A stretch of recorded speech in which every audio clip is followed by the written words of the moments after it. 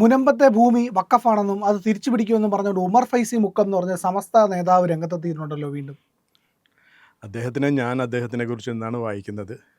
അദ്ദേഹം ഒരു സമസ്തയുടെ ഒരു പ്രമുഖ പണ്ഡിതനാണെന്നാണ് ഞാൻ വായിച്ചപ്പോൾ. പക്ഷേ വിവരമില്ലാത്തവരെയും പണ്ഡിതരെന്ന് വിളിക്കാനായിട്ട് പറ്റുമെന്നുള്ളത് ഇന്നത്തെ ഇദ്ദേഹത്തിൻ്റെ ഈ പ്രസ്താവന കൊണ്ട് നമുക്ക് മനസ്സിലായി. കാരണം പണ്ഡിതന്മാർക്ക് എല്ലാവരും വിവരമില്ലായ്മ വിളിച്ചു പറയാമല്ലോ. അപ്പോൾ അദ്ദേഹം പറയുന്നത് അത് വഖഫ് ഭൂമിയാണ്, അത് വീണ്ടും സംരക്ഷിക്കാനുള്ള അധികാരം, സംരക്ഷിക്കാനുള്ള നിലപാടുകളിലേക്ക് പോകുമെന്നുള്ള അദ്ദേഹത്തിൻ്റെ സഹായമില്ല. ഞങ്ങൾ 5-6 തലമുറയായിട്ട് മുൻപത്ത് ജീവിക്കുന്ന ഞങ്ങളുണ്ട്. ഞങ്ങളുടെ വീട് സംരക്ഷിക്കാനായിട്ടൊന്നും അദ്ദേഹത്തിൻ്റെ സഹായവും ആവശ്യമില്ല, വഖഫ് ബോർഡിൻ്റെയും സഹായം. ഞങ്ങളുടെ വീട് സംരക്ഷിക്കാൻ ഞങ്ങൾക്കറിയാം. അദ്ദേഹം ഇരുന്ന് മുക്കുന്നത് മാത്രമേ ഉണ്ടാവുള്ളൂ. മുക്കത്തിനോട് പറയുന്നത് ഇതൊരു മുക്കായിട്ട് തന്നെ എടുത്താൽ മതി, അല്ലാതെ ഞങ്ങളുടെ വീടും കാര്യങ്ങളും സംരക്ഷിക്കാൻ അത് ഒരു ദിവാസ്വപ്നം പോലെ എടുത്താൽ മതി. അതായത് ഉമീദ് പോർട്ടൽ ഇതുവരെ ഈ മുനമ്പത്തെ ഭൂമിയെ സംബന്ധിച്ചുള്ള ഒരു രേഖകളും അപ്ലോഡ് ചെയ്യാൻ കഴിഞ്ഞിട്ടില്ല. അതിനെല്ലാത്തിനു മുമ്പ് നിങ്ങൾ അറിയേണ്ട ഒരു കാര്യമുണ്ട്. ഈ കഴിഞ്ഞ ജനുവരി 28 സുപ്രീം കോടതിയിലൊരു പുതിയൊരു വേർഡിക്റ്റ് വന്നിരുന്നു. അതായത് അലാഡിൻ വേഴ്സസ് അഹമ്മദ് മുഹമ്മദ് എന്ന് പറയുന്ന ഒരു കേസിന്.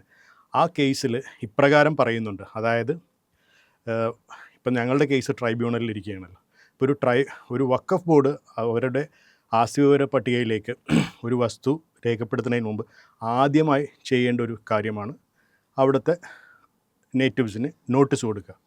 നോട്ടീസ് കൊടുത്തതിന് ശേഷം സർവേക്ക് പോവുക. അതിനുശേഷം ഈ സർവേ റിപ്പോർട്ട് സംസ്ഥാന സർക്കാരെ ഏൽപ്പിക്കുക.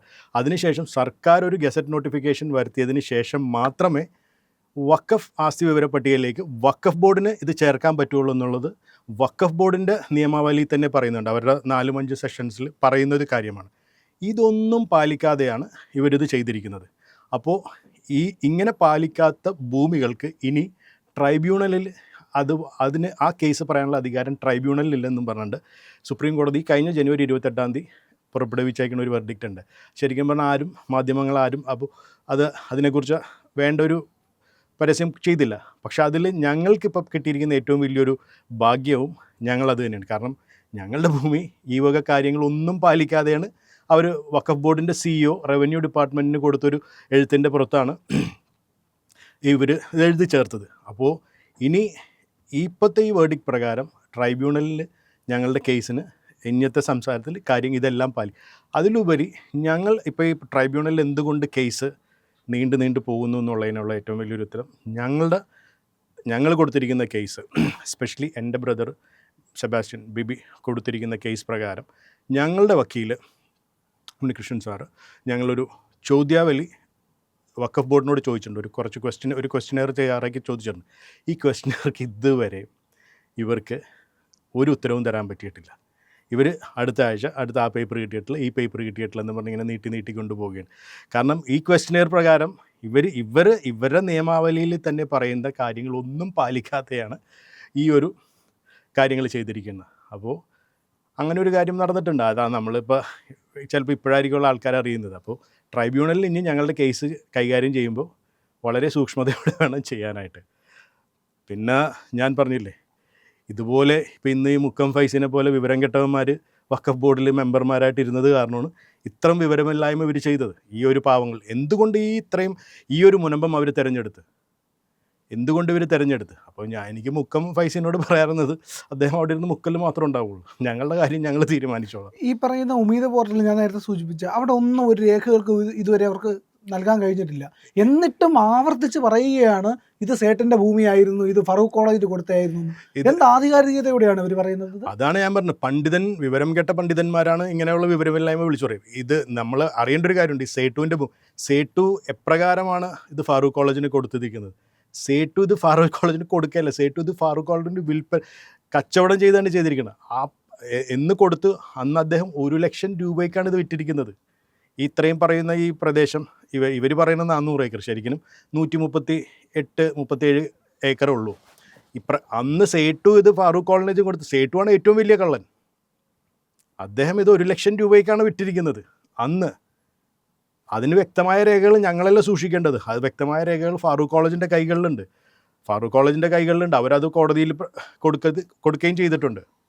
എന്തിന്? നമ്മളുടെ ഇപ്പോഴത്തെ സംസ്ഥാന സർക്കാർ തന്നെ ഡിവിഷൻ ബെഞ്ചിലെ ഒരു കേസിൽ അവിടെ വാദം വന്നപ്പോൾ അവർ തന്നെ പറഞ്ഞിട്ടുണ്ട് ഞങ്ങൾക്ക് തെറ്റുപറ്റിപ്പോയി, ഞങ്ങൾ ചെയ്യേണ്ട കാര്യങ്ങളൊന്നും ചെയ്തിട്ടില്ല. സിഇഒൻ്റെ അന്നത്തെ ഒരു വിവരം കേട്ട ഒരു സിഇഒ, അദ്ദേഹത്തിൻ്റെ പേര് ഞാൻ മറന്നുപോയി, ആണ് ഈ ഒരു ലെറ്റർ റവന്യൂ ഡിപ്പാർട്ട്മെൻറ്റിന് കൊടുക്കേണ്ടത്. അപ്പോൾ സർക്കാർ തന്നെ സമ്മതിച്ചിട്ടുണ്ട് അവർക്ക് തെറ്റുപറ്റിപ്പോയെന്ന്. പിന്നെ ഇത് പുതിയതായിട്ടൊരു മെമ്പർ, വഖഫ് ബോർഡിൻ്റെ പുതിയ മെമ്പേഴ്സും കാര്യങ്ങളൊക്കെയാണ് വന്നേക്കണേന്ന് ഞാനിപ്പോൾ ഇത് അപ്പോൾ അവർക്ക് എന്തെങ്കിലുമൊക്കെ വിളിച്ച് പറയണ്ടേ.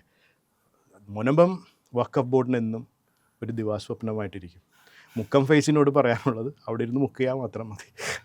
ഞങ്ങളുടെ വീട് ഞങ്ങൾക്കറിയാൻ നോക്കാനായിട്ട്. അല്ല, ഇനിയിപ്പോൾ എന്തായാലും ഇപ്പോൾ റവന്യൂ അവകാശങ്ങളെല്ലാം റീസ്റ്റോർ ചെയ്തിട്ടുണ്ട്, നികുതി അടയ്ക്കാൻ കഴിയുന്നുണ്ട്. പക്ഷേ ഇതിനകത്ത് ഇനി ബാക്കി നിൽക്കുന്ന ഒരു അനിശ്ചിതത്വം എന്തെങ്കിലും ഉണ്ടോ? റവന്യൂ അവകാശങ്ങളൊന്നും റിസ്റ്റോർ ചെയ്തിട്ടില്ല. ചെയ്തിട്ടില്ല. കരം സ്വീകരിക്കാൻ ചെയ്യുന്നുള്ളൂ. പക്ഷെ അത് ഇപ്പോൾ അത് സർക്കാർ LDF സർക്കാർ ഉണ്ടാക്കിയ ഒരു എന്താ പറയുന്ന ഒരു എലക്ഷൻ ഗിമ്മിക്കായിരുന്നു. അത് വിശ്വസിച്ച് ഞങ്ങളുടെ അവിടെ തന്നെയുള്ള കുറച്ച് ആൾക്കാർ അവർ വിശ്വസിച്ച് ചെയ്തു. പക്ഷേ ഇന്ന് അവർ അതിൽ ദുഃഖിക്കുകയാണ്. കാരണം അത് ആ ഇലക്ഷൻ സമയത്ത് അല്പം വോട്ടിന് വേണ്ടി കുറച്ച് മത്സ്യത്തൊഴിലാളികളെ ഏത് രീതിയിൽ പറ്റിക്കുക എന്നുള്ളത് അത് മന്ത്രി രാജീവിൻ്റെയും റവന്യൂ മന്ത്രിയുടെയും നേതൃത്വത്തിൽ നടന്ന ഒരു ഇലക്ഷൻ ഗമ്മിക്ക് അത് LDF സർക്കാരിൻ്റെ ഒരു പറ്റിക്കലായിരുന്നു. അത് ഇപ്പോഴും ഞങ്ങളുടെ കാര്യങ്ങൾക്ക് യാതൊരു ഇതും വന്നിട്ടില്ല. അതുകൊണ്ടാണ് ഞങ്ങൾ വീണ്ടും ഇപ്പോഴും സമരം ചെയ്യും. ഇവർക്ക് ഇലക്ഷൻ സമയത്ത് എങ്ങനെയെങ്കിലും സമരം ഇവർ നിർത്തിച്ചു, മുൻപം ജനതയെ രക്ഷിച്ചു എന്നുള്ളൊരു LDF സർക്കാരിനൊരു അവർക്കൊരു വിജ്ഞാപനം നടത്തണമായിരുന്നു. പക്ഷേ ഭൂസംരക്ഷണ സമിതി എന്ന് പറയുന്ന കുറച്ച് ആൾക്കാർ അത് വിശ്വസിച്ച് മാറി. പക്ഷേ ഇന്ന് അവർ തന്നെ വായു മുമ്പോട്ട് നോക്കി നടക്കണം, എന്ത് ഞങ്ങൾ ചെയ്തത് മണ്ടത്തരമായെന്ന് അവർക്ക്. പക്ഷെ ഭാഗ്യത്തിന് ഞങ്ങൾ സമരം ഏറ്റെടുത്തു. സമരം അതേ രീതിയിൽ തന്നെ പോകുന്നുണ്ട്. ഇതിപ്പോൾ ഇനിയുള്ള മുമ്പോട്ട് പോക്ക് എങ്ങനെയായിരിക്കും? നിയമപരമായിട്ടുള്ള കാര്യങ്ങൾ ഇപ്പോൾ ഞങ്ങൾക്കുള്ള ഏറ്റവും വലിയൊരു അനുഗ്രഹം, ഞങ്ങളുടെ സുപ്രീം കോടതിയിലെ കാര്യങ്ങളെല്ലാം BJP കേരള ഘടകമാണ് കൈകാര്യം ചെയ്യുന്നത്. അവർ വളരെ നല്ലൊരു വക്കീലിനെ ഞങ്ങൾക്ക് തന്നിട്ടുണ്ട്, മനീന്ദർ സിംഗ് എന്ന് പറയുന്ന ഒരു വക്കീൽ. കഴിഞ്ഞ പ്രാവശ്യം കഴിഞ്ഞ ദിവസങ്ങളിൽ കേസ് ഉണ്ടായിരുന്നപ്പോൾ വഖഫ് സംരക്ഷണ വേദി എന്ന് പറയുന്ന സംഘടന തന്നെ അവർക്ക് കുറച്ച് സമയം കൊടുക്കണമെന്നും പറഞ്ഞാൽ അതാണ് 3 ആഴ്ചത്തേക്ക്. അപ്പോൾ എനിക്ക് തോന്നുന്നു ഫെബ്രുവരി 19-20 ആ ഒരു ഡേറ്റിലേക്കാണ് ഇപ്പോൾ മാറ്റി വെച്ചിരിക്കുന്നത്. പക്ഷേ അത് BJPയുടെ എത്ര നന്ദി പറഞ്ഞാലും ഞങ്ങൾക്ക് മതിയാവില്ല. കാരണം ഇന്നിപ്പോൾ ഭൂസംരക്ഷണ സമിതി കേസിന് പോകാൻ, പക്ഷെ അവർക്കിന്ന് അവരുടെ തികച്ചും സൗജന്യമായിട്ട് ചെയ്യുമെന്ന് പറഞ്ഞതെന്ന് വെച്ചാൽ അവരുടെ കേരളത്തിലെ ട്രൈബ്യൂണലിലെ കേസ് ചെയ്യുന്ന വക്കീൽ സുപ്രീം കോടതിയുടെ കാര്യങ്ങൾ വന്നപ്പോൾ അദ്ദേഹത്തിന് പൈസ വേണമെന്ന് പറഞ്ഞു. അപ്പോൾ ഇന്ന് അവർക്കൊരു വക്കീലിനെ അവർക്കിപ്പോൾ ഞാൻ പറഞ്ഞില്ല, അന്ന് ഞാൻ പറഞ്ഞില്ല, അവരിപ്പോൾ വക്കീലില്ല. അപ്പോൾ ഞങ്ങൾക്ക് സൗജന്യമായിട്ടൊരു വക്കീലുള്ളപ്പോൾ അവർ ഞങ്ങളെ സഹായിക്കുമെന്ന് തന്നെയാണ് ഞങ്ങൾ. പിന്നെ പുതിയ നോട്ടിഫിക്കേഷൻസും കാര്യങ്ങളെല്ലാം വന്നതിന് ശേഷം എല്ലാം ഞങ്ങൾക്ക് അനുകൂല ഘടകങ്ങളാണ് അതിൻ്റെ അകത്തുള്ളത്. എല്ലാത്തിലുപരി ഉമീദ് പോർട്ടലിലേക്ക് അവർക്ക് ഇതുവരെയും മുനമ്പത്തിന് ആഡ് ചെയ്യാൻ പറ്റിയിട്ടില്ല. അപ്പോൾ അതും ഒരു വലിയൊരു അനുഗ്രഹമാണ്. കാരണം കള്ളത്തരത്തിലൂടെ എടുത്തവർക്ക് വ്യാജരേഖകൾ ഒരിക്കലും സൃഷ്ടിക്കാൻ പറ്റില്ല. അപ്പോൾ അത് തന്നെ ഒരു ദൈവാനുഗ്രഹം. അപ്പോൾ അതാണ് എനിക്ക് പറയാനുള്ളത്. അതായത് ഇപ്പോൾ ഉമർ ഫൈസി മുക്കം വളരെ ഈ ധൈര്യത്തോടു കൂടി ഇങ്ങനെയൊക്കെ പറയണമെങ്കിൽ ആരുടെയെങ്കിലുമൊക്കെ പിന്തുണ ഉണ്ടായിരിക്കണമല്ലോ. ഞാൻ പറഞ്ഞില്ലേ, ഇതൊരു മുനമ്പം തിരഞ്ഞെടുത്തതിന് വേണ്ടി ഞാൻ പറയും എപ്പോഴും ഒരു തീവ്രവാദത്തിൻ്റെ ഭാഗമായിട്ട് ഒരു ഹാർബർ ആ ഒരു രീതിയിലേക്ക് ഞാൻ ചിന്തിക്കുന്നുള്ളൂ. എൻ്റെ ഒരു വീക്ഷണം അതാണ്. കാരണം തീവ്രവാദത്തിന് വേണ്ടി അല്ലാതെ ഇവർക്ക് എന്തെന്നാണ് ഉപയോഗിക്കാൻ പറ്റുന്നത്, ഒരു ഹാർബർ കിട്ടുക എന്ന് പറഞ്ഞു. അപ്പോൾ അദ്ദേഹത്തിൻ്റെ ഇപ്പോഴത്തെ ഞാൻ പറഞ്ഞു അത്രയും പ്രായം ചെന്നൊരു മനുഷ്യൻ. പക്ഷേ വിവരക്കേട് വിളിച്ചു പറയുന്നതിന് നമ്മൾ എന്ത് ചെയ്യാനും. LDF UDF ഇപ്പോഴും അവരെ പിന്തുണയ്ക്കുന്നതായിട്ട് തോന്നുന്നുണ്ടോ? തീർച്ചയായിട്ടും. കാരണം ഇതിനെതിരെ ആരെങ്കിലും ഇന്ന് സംസാരിച്ചിട്ടുണ്ട്? LDFൻ്റെ UDFൻ്റെ പ്രതിനിധികൾ ആരും ഇതിനെതിരെ സംസാരിച്ചിട്ടില്ല, ആരും പറയുന്നില്ല. എല്ലാവരും ഇപ്പം എന്തിന് ഞങ്ങളുടെ MP ഹൈബീഡൻ അദ്ദേഹം എന്താണ് പറഞ്ഞത്? അദ്ദേഹം അവനെ പറയുന്നത് എനിക്ക് അവനെന്നേ വരുള്ളൂ. കാരണം ഞങ്ങളെ ഏറ്റവും ആദ്യം ചതിച്ചതും ഈ ഹൈബീഡൻ തന്നെയാണ്. കാരണം ഞങ്ങളോട് നിങ്ങളിവിടെ നിന്ന് ഇറങ്ങിപ്പോകേണ്ടി വരുമെന്നും നിങ്ങൾക്ക് ഈ വീടെല്ലാം നഷ്ടപ്പെടുമെന്നും വഖഫ് ബോർഡ് വലിയൊരു ഇൻസ്റ്റിറ്റ്യൂഷനാണ്, നിങ്ങൾക്ക് ഒരിക്കലും അവരുടെ മുമ്പിൽ പിടിച്ചു നിൽക്കാൻ പറ്റില്ലെന്നും ഏറ്റവും ആദ്യം ഒഫീഷ്യലായിട്ട് ഞങ്ങളുടെ കാതുകളിലേക്ക് പറയുന്നത് ഹൈബീഡൻ എന്ന് പറയുന്ന ഈ എനിക്ക് എൻ്റെ വായിൽ പച്ചത്തെറിയാണ് അവനെക്കുറിച്ച് ഓർക്കുമ്പോൾ വരുന്നത്. കാരണം എൻ്റെ വീട് നഷ്ടപ്പെട്ടതിൻ്റെ ദുഃഖം എനിക്ക് മാത്രം മനസ്സിലാവുള്ളൂ. അപ്പോൾ അവനാണ് അവർക്ക് വേണ്ടി അവരുടെ ഒരു ഏജൻ്റായിട്ട് അവന് എങ്ങനെ മനസ്സിലായി ഈ നിങ്ങളിവിടെ നിന്ന് ഇറങ്ങി പോകേണ്ടി വരും? അപ്പോൾ ഇതൊരു വലിയൊരു പ്ലാനായിരുന്നു. ബട്ട് ഞാൻ പറഞ്ഞില്ലേ, മാതാവിൻ്റെ സാധാരണക്കാരായ കുറെ മനുഷ്യർ ചെറുത്ത് തോൽപ്പിച്ചു. എല്ലാത്തിലുപരി മാതാവിൻ്റെയും അവിടുത്തെ ക്ഷേത്രങ്ങളിലെ ദേവിയുടെയും ദേവൻ്റെയൊക്കെ അനുഗ്രഹത്താൽ എന്നിട്ടും ഇപ്പോഴും ഈ വേട്ടക്കാരെ പോലെ പിന്തുടരാനായിട്ടാണ് ഈ അത് തന്നെയാണ് പണ്ഡിതന്മാരടക്കം. എനിക്ക് മുക്കം ഫൈസിനോട് പറയാൻ. താങ്കൾ അവിടെ ഇരുന്ന് മുക്കൽ മാത്രമേ ഉണ്ടാവുള്ളൂ, വേറെ ഒരു കാര്യവും നടക്കില്ല.